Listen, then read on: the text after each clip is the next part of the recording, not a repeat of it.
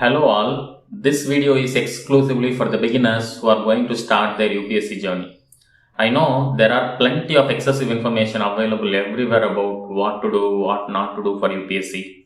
Anyhow, I try to give the needful gist of the experience of past and present UPSC aspirants as well as the bureaucrats in my own way.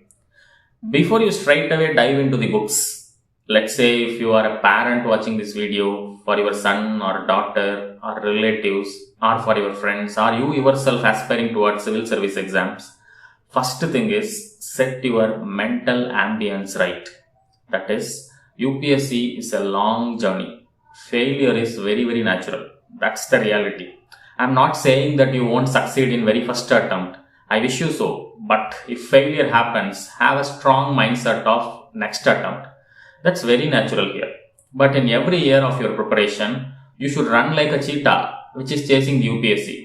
That much intensity, sincerity you must have. At the end, it is okay if you miss it. Get ready for next round with your previous experience. This is the very basic mindset you should have before you march. If you are a parent, understand this reality and encourage your ward for the next attempt. Never ever discourage because you don't know when the trigger will be on. So wait and catch UPSC. Seems like a psychological advice, right?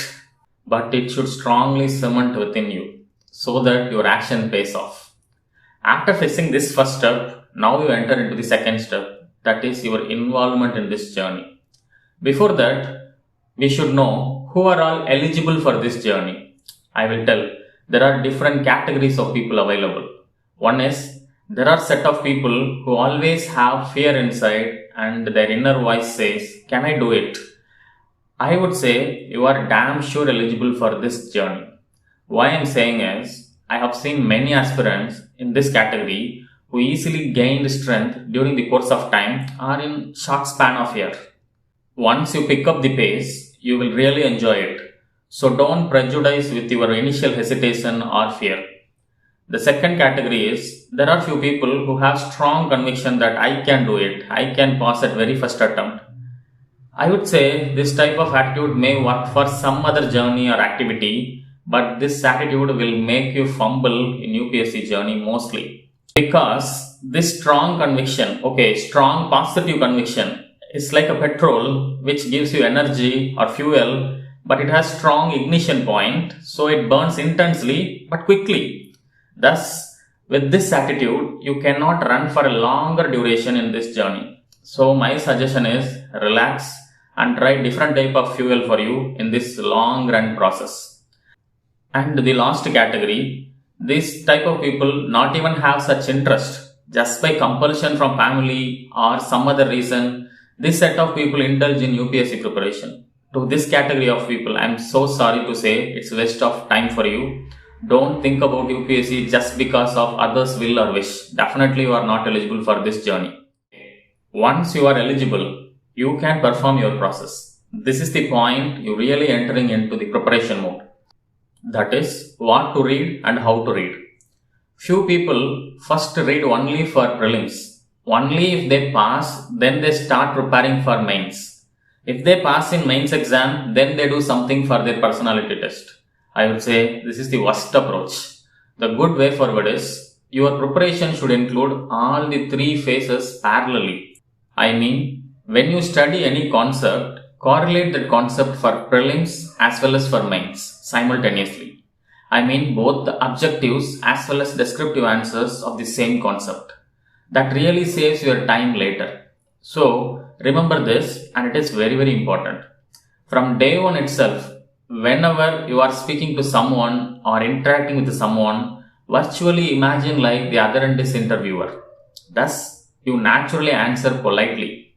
Convince the opposite person in a way that is acceptable. Thus, you become well aware of your words usage, your body language, and this will immensely help you at the time of interview. I mean the last round personality test. So, this is the optimal way of approaching UPSC. The next question is what to study.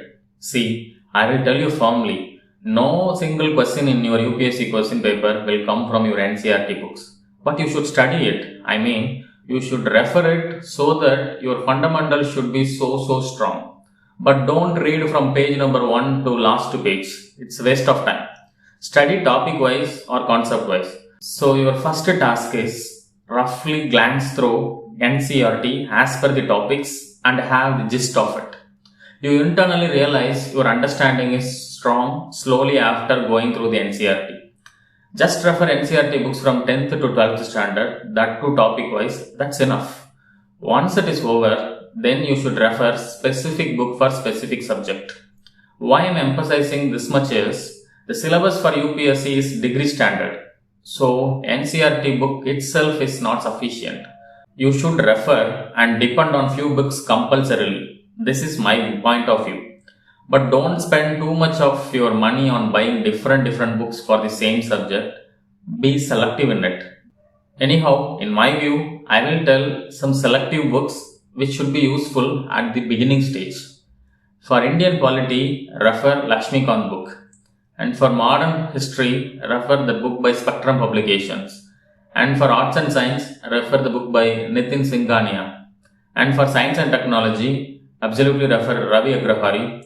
And for economics basics, refer Shankar Ganesh book. For ancient history, medieval history, and for geography, NCERT itself is enough.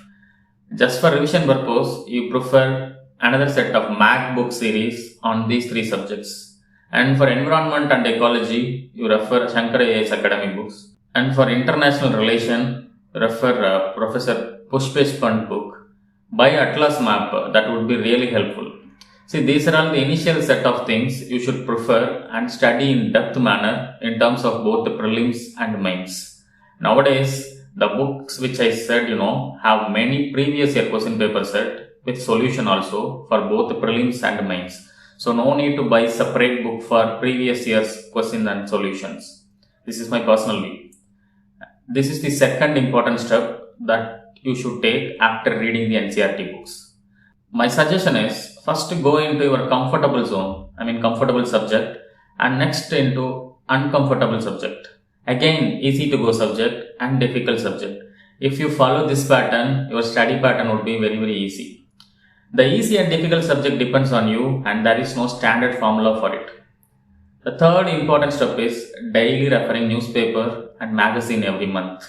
I can suggest Indian Express newspaper nowadays than the Hindu newspaper because the Hindu newspaper seems so biased nowadays.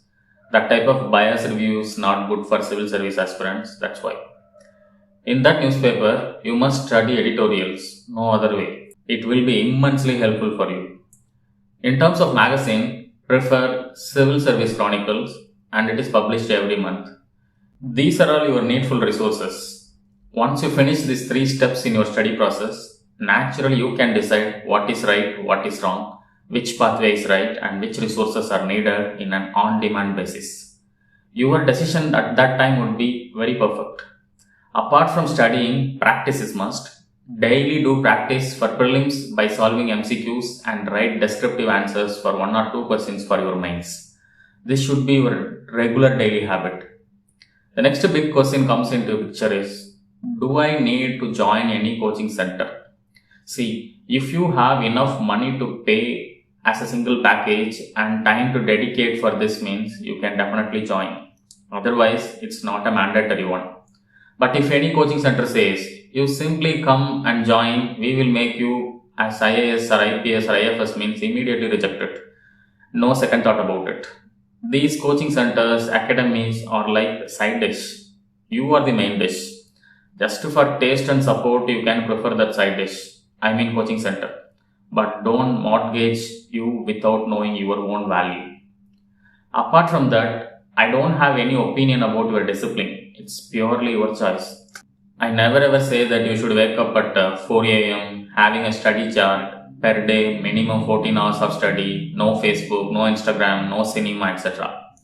I should not say like this, which means don't think that I'm recommending them. These are all individual choices. For a sincere UPSC aspirant, whatever he sees or observes, it can be part of his UPSC preparation. Thus, the duration or quantity doesn't matter. How qualitatively you study, that matters. Thus, prefer quality over quantity. One final suggestion is don't blindly follow other strategy without analyzing whether that one will work for you or not. Even my sayings also. So these are all the suggestions, but you decide it finally. All the best for your UPSC journey. Apart from that, how to take notes, how to read a newspaper in exam point of view, I will post it as a separate video. So stay tuned and tell your comments about it and share it to the needful. Once again, thank you so much.